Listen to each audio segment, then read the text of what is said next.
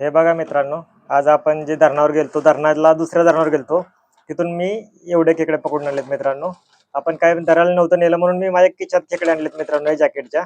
तर त्यात मला एक मित्रांनो असा खेकडा सापडला, हा बघा, की त्याचा एक नांगा तुटलेला आहे मित्रांनो. बघा, एक नांगा तुटलाय आणि त्याला नॅचरली बघा मित्रांनो, हा बघा, हा दिसतोय तुम्हाला एकदम मऊ मऊ. हा दुसरा नांगा येतोय बघा मित्रांनो, दिसतोय हा बघा. ह्याला सेम नांग्यासारखा शेप आलाय बघा.